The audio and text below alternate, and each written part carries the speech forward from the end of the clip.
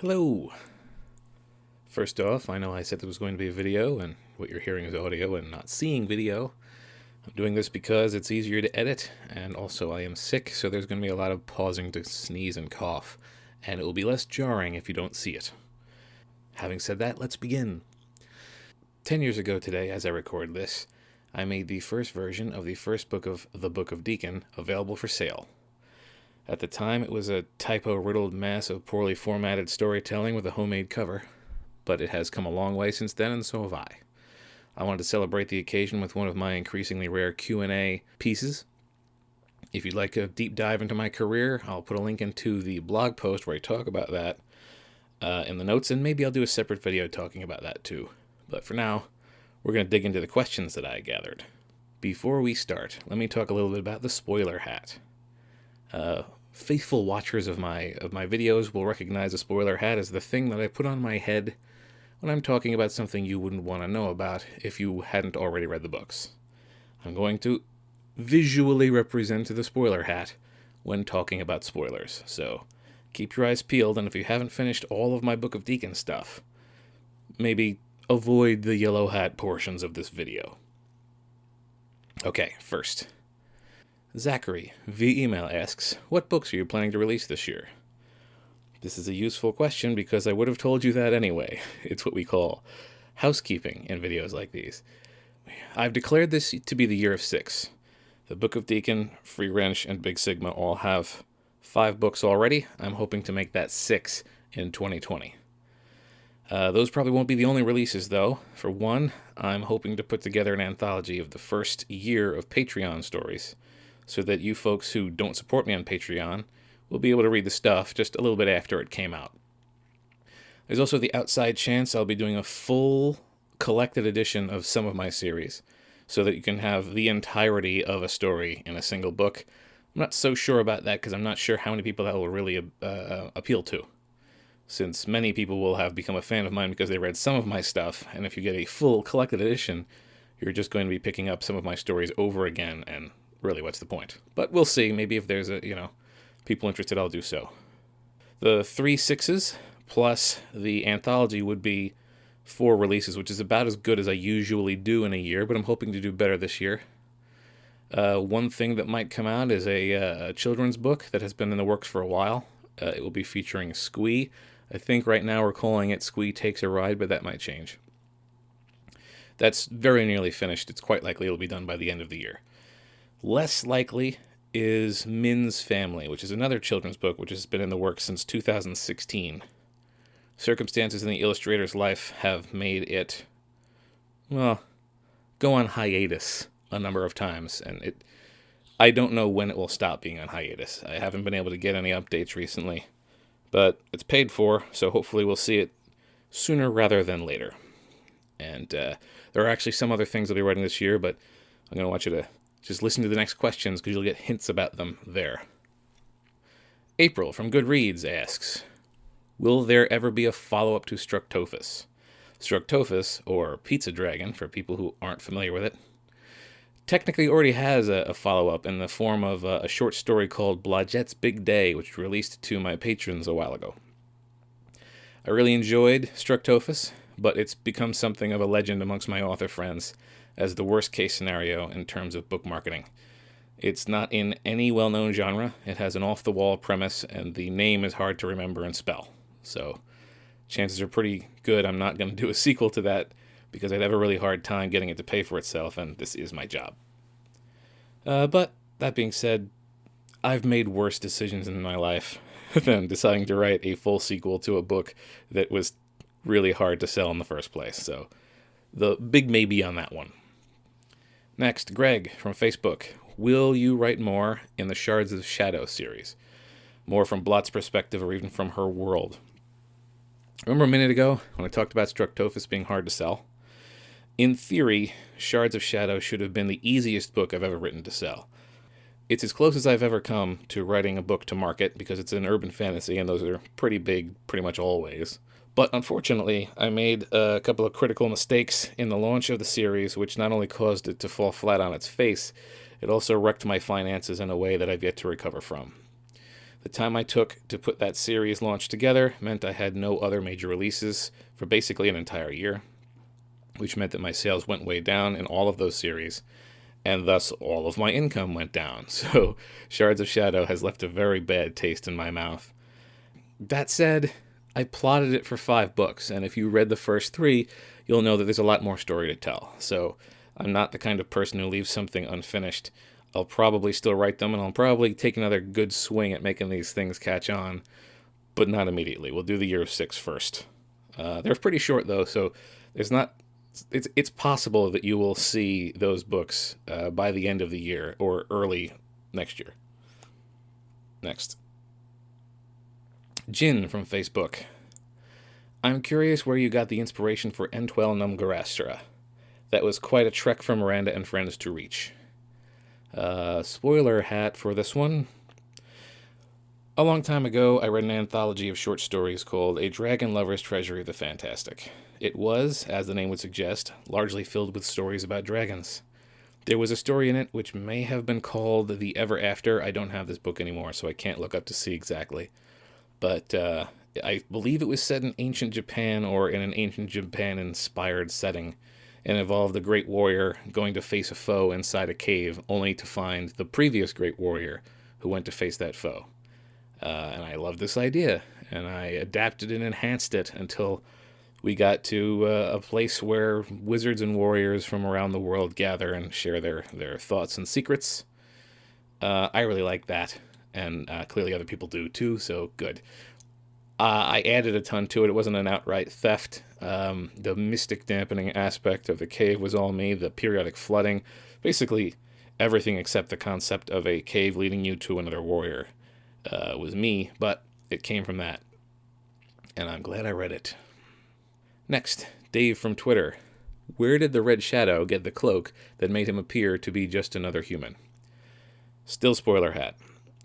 I'm going to probably go into this in greater detail in the eventual Rise of the Red Shadow Part 2, which was not listed as a future book that I'm going to release, but it might come out in 2020, so keep your eyes peeled.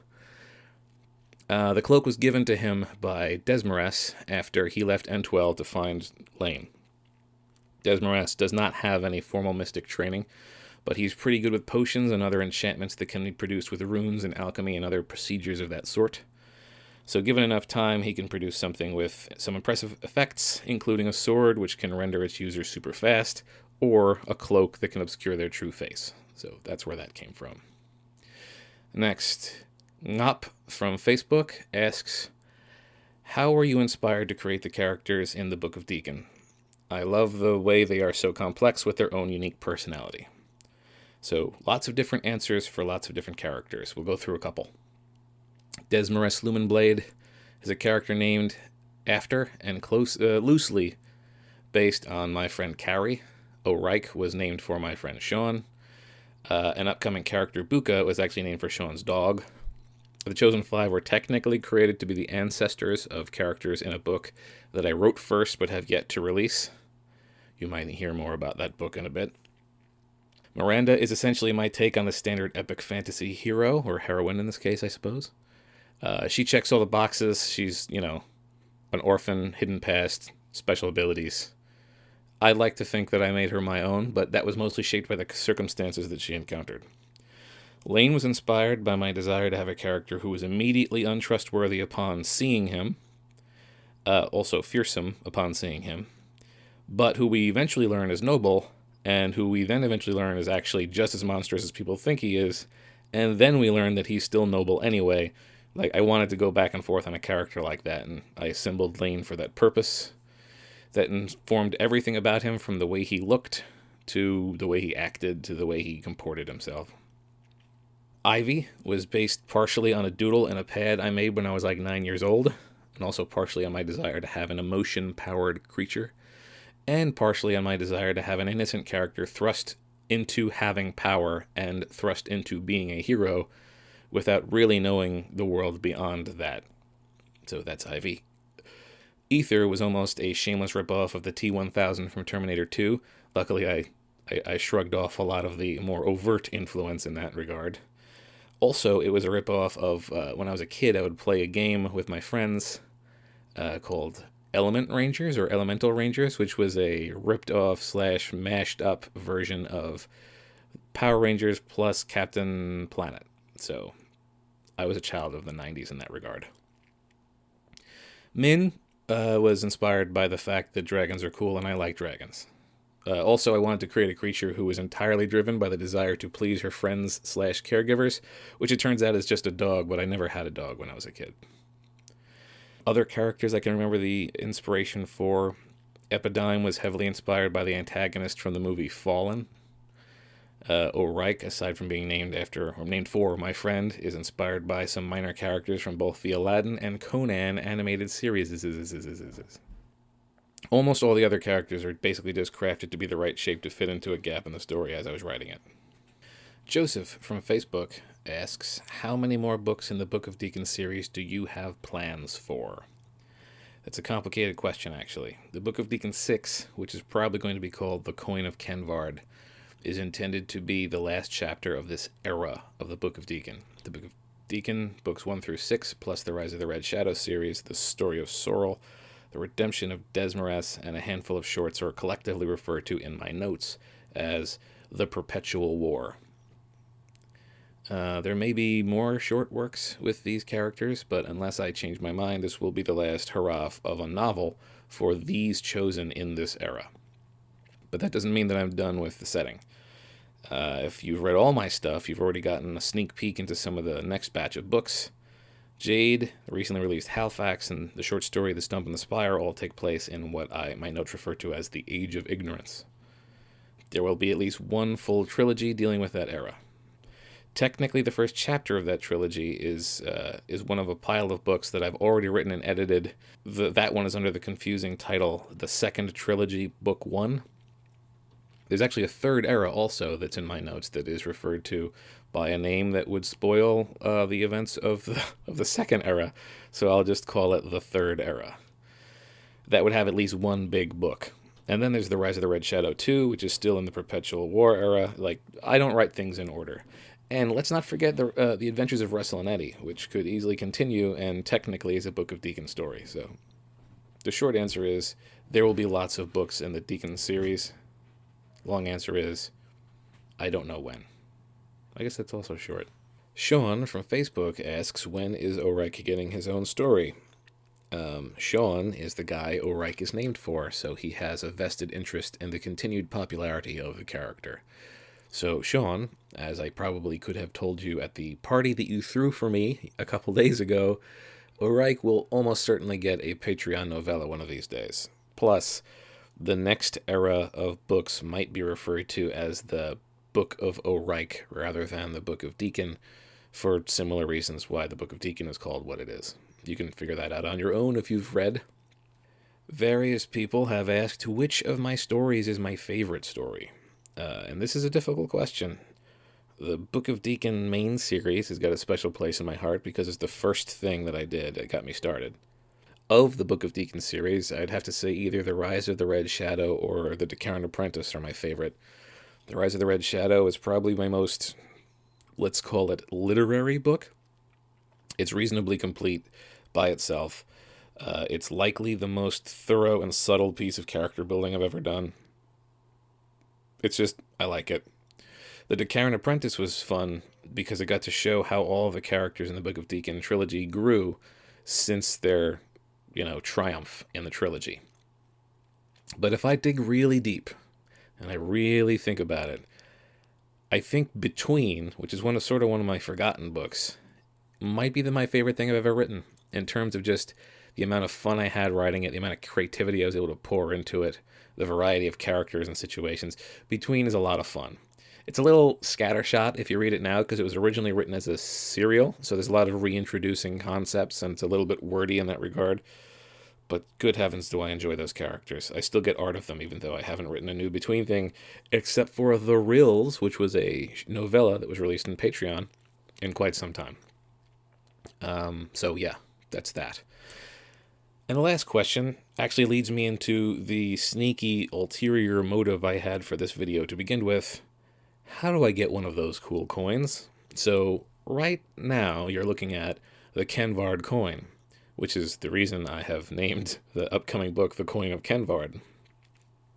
Or vice versa, who knows where the idea and the stuff came from.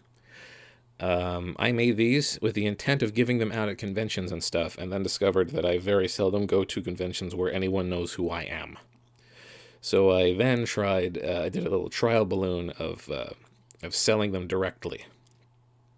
And that didn't go so well, because shipping them is a giant pain if I have to do it like one at a time. So that leads me to the event of the anniversary. It's been 10 years since the first Book of Deacon came out. And I have had over that time a great number of people ask if it will ever come out in a hardcover. And for most of the time, that answer has been no. It's a little bit expensive, and there's not a huge market for people who want hardcover copies of this book, particularly since the book has been out for so long. But a Kickstarter might solve that. A Kickstarter would mean that I would know exactly how many people actually want it and would only have to produce that many. Or at the very least, I would know if it would ever pay for itself, and that's good to know. The Kickstarter would also give me the opportunity to distribute coins as rewards. So, I'm asking you in this video, would you be interested in a Kickstarter for a 10th anniversary edition of the Book of Deacon Trilogy? Maybe books 4 and 5, but certainly the trilogy. It would be a hardcover. It would have a dust jacket. It would look roughly like this, except with a dust jacket. And then depending on how much money I get is how much fanciness will be included. Maybe the first letter of each chapter will be illuminated, manuscript style, or to some degree in that regard. Maybe just every couple chapters I'll put a full-page illustration. Maybe both of those if people are really interested. Maybe one of the stretch goals would be that I would do books 4 and book 5 for sure and have them out at the same time. But then there's the rewards. You could get coins as rewards. I think people probably want those. Probably autographed copies would make a lot of sense, both of either my paperbacks or the hardcovers. I think I would also take this as an opportunity to make The Book of Deacon, the complete edition ebook, so that you could get every single story I've ever written in the setting in a single file, just for supporting me. I'm sure that would just be the lowest level reward. And then what else? Well, what else would you want? Maybe we'd have a stretch goal that not only would we have these coins, but maybe we'd have some silver ones made, because these are gold style. Maybe we'd make some silver ones. Maybe we'd make some copper ones. Who knows? Really, that's what I want. Because you're the people who would be supporting me or failing to do so. So I ask you, do you think I should do a Kickstarter to support these hardcover editions? If I did, would you want one? If you didn't want one but you wanted something else, what sort of rewards would you be after? Leave it in the comments or email me. You can find my contact info on my site under the contact page. I'll put in the links for this. That's enough. I've wasted enough of your time. Thank you for listening. Thank you for 10 years of this absurd storytelling career that I have. And here's to 10 more.